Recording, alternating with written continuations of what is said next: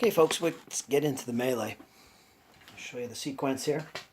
Basically straightforward. You fight the melees. It's all simultaneous, so there's none of that initiative going to come into play. The possible second round can be fought, and that's the maximum number of rounds that can be fought in a turn. If there is a second round, both sides will have an opportunity to reinforce the melee. One thing to keep in mind with melees is the maximum number of units in total that can fight in a single melee is 6, which is basically 3 per side. So that's worth keeping in mind. In our case, look at our melees. We have 2 separate melees. 2 units are involved. 2 units are in contact. This melee over here, same thing. We have 2 units involved. There are supporting units to these combats that have the potential to reinforce if we go into a second round, but we'll see what happens. Basically, you resolve each one at a time. And the way we do that is each unit involved. Let's start here with this melee.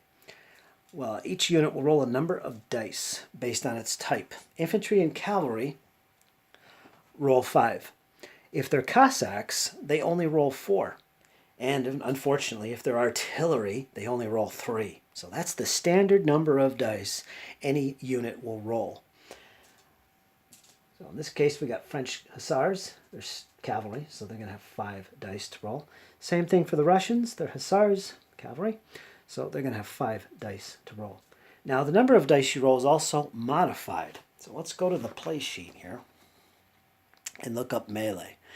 And once again, we have it clarified how many dice a unit will roll. 4 for Cossacks, 3 for artillery, so on. Now, the minimum is 1, so any unit will always roll at least 1 die.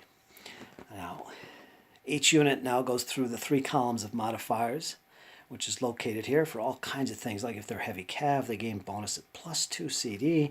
If they're a large unit, they gain a CD. If they have a general attached who also has the glory task assigned to them, that's +1 CD, and so on. And once you know how many dice to roll, that unit rolls its dice, and it needs a 4 or greater to cause a casualty. The side causing the most casualties is deemed the winner of the melee. The differential between the casualties is then referred to on the melee results table. You find the differential column, and you reference it with the type of units involved in that particular melee. For instance, our melee right here is all cavalry. It's cavalry versus cavalry. So if we had, say, a differential of 1, we'd look under this column. Let's say the French won. They caused more casualties. They'd be deemed the winner, and their result would be take the ground, and they become unformed. The loser retreats. So you see each result here tells you what the winner will do, what happens to the winner, and what happens to the loser. So there you go. And there are some notes down here referring to some of these things, like fight on or firefight, a reference down here. And they're also described fully in the rules. So that's the procedure. And again, every unit will roll its own little lot of dice that's involved in the melee. And once all the units in that melee have rolled their dice, total all the casualties that were caused, find the differential, and apply the results. So that's how it works. In this case, we've only got 2 units involved. And there's the standard number of dice per side. Now let's look at the modifiers and see if any of those are modified. Now we'll look at both units at once here. None of these apply. General attached if he has the glory task. That does apply. As you can see, the Russian commander here, Brigadier, does have the glory task assigned to him. That's going to give him a +1 casualty die. So the Russians are going to get a bonus die. Well, that unit anyway gets a +1 die. And again, every unit goes through this procedure separately. Each morale grade above opponents, or all opponents actually, gains +1 CD. Casualties if they're unformed, so on. So none of these other modifiers apply, so we're good to go. We're going to roll the dice. One thing I should note here, for general attached and glory, there's a note, number 3. It says attached generals have no benefit without glory. So just to clarify that. So now what we're going to do is we're going to roll our dice. Both sides roll, and they're looking for 4s or greater to cause a casualty. So we'll get rid of the 1s, 2s, and 3s. So there we go. We got 4 casualties caused on the French hussars. Now let's see what the French do. Again, they need 4 pluses.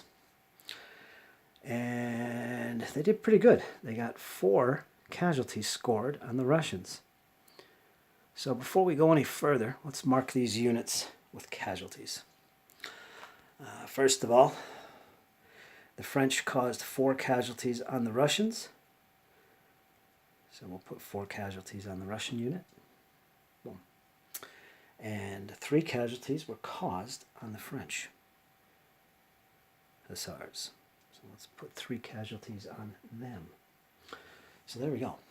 Once that is done, in other words, each unit has rolled their dice and the casualties are applied, we look at the differential. In this case, it's 1. The combat difference is 1, which isn't substantial. The winner, of course, is the French. So let's look under cavalry versus cavalry with a differential of 1. It's just like we were looking at. Winner, that would be the French. They caused the most casualties. Take the ground and become informed. Losers, that's the Russian hussars, they retreat. The first thing we want to do is carry out the retreat. One little side note here, it says with the asterisk, artillery uses the infantry results columns. Routing and retreating artillery will disperse. So the artillery would be removed from the table. So let's carry this out, starting with the retreaters. Before I do that, one thing that has to be done is the risk to generals. Anytime you have a general attached to a unit and it is forced to retire, it loses the combat, in this case retreats, it has to roll on the destiny table. So we have to do that first. I almost forgot. Let's grab our destiny table here. Now, in this case, it's a risk to general test, really. So what that means is that you ignore all these results except the 2 and the 10 to 12 results. So when I make this roll, if I roll a 2 or a 10 or 12, it's not going to be good. So any other result is ignored. So for the Russians, let's roll that right away. So anything but a 2 or a 10 to 12. 6. So we're good. So no problem for the commander. Now let's get back to resolving this retreat move. First thing we're going to do is take a look at the retreat move distance. I believe it's, let's see, evade and retire retreats. They are 35 centimeters for cavalry. So yeah, the first 10 centimeters is straight back. Any units I pass through or interpenetrate will become unformed. There's nobody back there. Let's move these out of the way. So he's going to fall back to this position here. From this point on, the remainder of the distance, which, let's see, it's going to be 25 centimeters, I can do within 45 degree arc around units, so on and so forth. I can end the retreat move behind a formed, or a close order unit, I should say. It really is not. I'm not going to worry about that, really. I want to put them back in this direction. So let's bend the camera down so you can see where I'm going a little bit, what I'm talking about. Now there is some cavalry there. So here's the 10, and then from here, I'm going to move like this, and this is considered to be a column of mob when I get done here.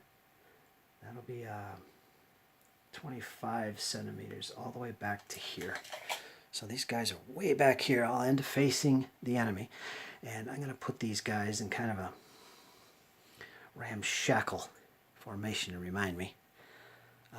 They are retreating, so we're going to mark them with a retreat marker and bring along their little casualties. And of course, the general's with them, and fortunately he's not killed or dishonored or anything like that, so he's good. He got carried away by the retreat. Now, let's resolve for the French themselves. What happens to them?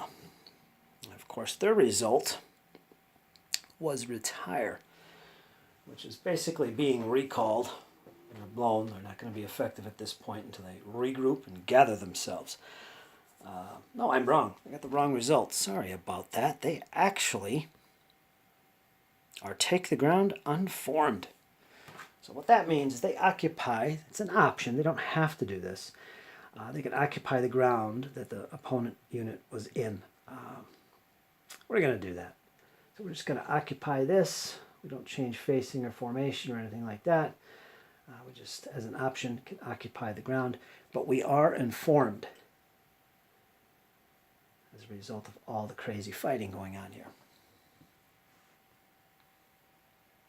So there, that's what it looks like. That is the first combat resolved. There is no second round to that combat. And we're ready to move on to the next combat, which is right there. Now the next combat is pretty much the same situation, except the Cossacks, they're only going to roll 4 dice, if you remember. Normally units roll 5. Cossacks only roll 4. They're going against Hussars. French Hussars, they're normal cavalry, so we'll give them 5 dice. There we go. Now it's time to look at modifiers. If I get the right sheet out here. Let's see what we got to apply here. Blah, blah, blah. One thing I should point out is that technically, rules-wise, these units of cavalry would be classed as small units. They're only 2 squadrons each. But so far in the game, I haven't been counting them as small, and I'm going to continue that. I'm just going to treat them as standard size units. Just keep that in mind. General attached? No. Each morale grade above opponents. Let me make a quick look at my reference sheet there. Yeah. In this case, this would apply. Each morale grade above all opponents. Now, this is simply a one-on-one. The morale grade of the Cossacks is recruit, and the French morale grade is line. So the difference is 1. And you can find that in the rules. The different morale grades, just like elite, veteran, that kind of thing. But so the difference is 1, and the advantage goes to the French. So the French are going to gain a +1 die. Meleeing with Elan, that is the Cossacks. They do gain the +1.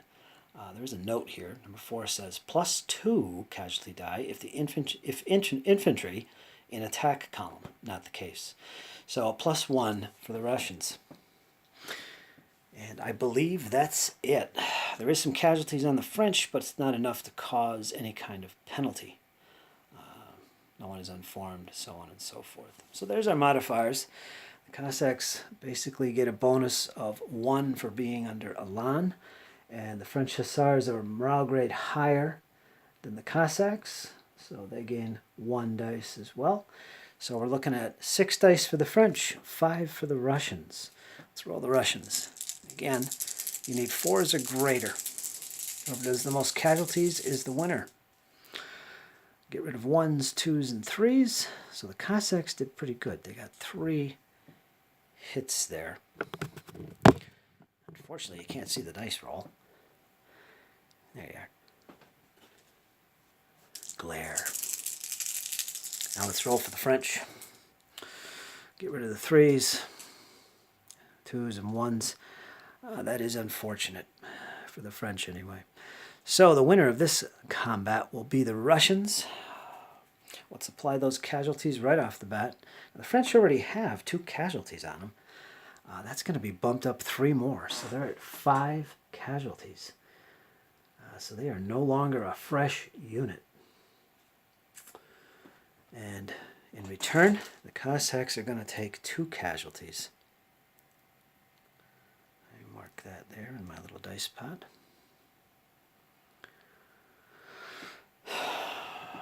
And that's that. So the winner is the Russians by a differential of 1. So let's take a look at that on the sheet and see what's going to happen here. Cavalry versus cavalry, differential of 1. Pretty much the same as before. Winner, take the ground unformed. Losers, retreat. So it's basically the same exact situation as before, except the Russians won this time. So let's retreat the French, and the Russian Cossacks will occupy the ground and become unformed. Carried out the retreat move. They have now, the French anyway, have withdrawn 10 straight back, and then they retreated behind this unit here, kind of in that formation. They are marked with retreat. So that's that. Russians decided to hold their ground. They had the option of occupying this ground in front of them. They decided not to. They are marked currently unformed for being in the combat. Now, at this point, the losing side, which was the French, if the main unit was forced to retreat, retire, or dispersed, and so on, they're going to be forced to step back if they're a supporting unit and did not fight in the actual combat. If that is the case, and they are within 5 centimeters of an enemy unit, which these guys are, they must immediately make a step back move. And a step back, looking at our movement chart once again, for cavalry is going to be 15 centimeters, I believe. It's right there for cav. So they have to make a step back move. We're going to straight back 15 centimeters. And the reason for that is because they are within 5 centimeters of this enemy unit. So let's put him back 15. I'm going to put him straight back all the way. I don't want all my units hanging out in the front there all by themselves. French kind of got bested in this, which is quite surprising. And there we go. And of course, they're facing the enemy. So there it is, folks. That is a melee. That was a pretty simple one, actually, to resolve. I don't think I missed anything. If I did, let me know in the comments. If I get it done before this series of videos ends, I will correct it, or otherwise make mention of it in the video. But there you go. That's the end of both melees. They have been resolved. There was no second round for either melee. Quite surprised, actually, that the Russians did so well. Well, actually, they didn't over here. These are French. They did lose on that side, but they did win on this side. So, pretty interesting. In this case here, they only won by a differential of 1. So, maybe that elan helped out after all. That was pretty good. So there you go, folks. That is the melee phase.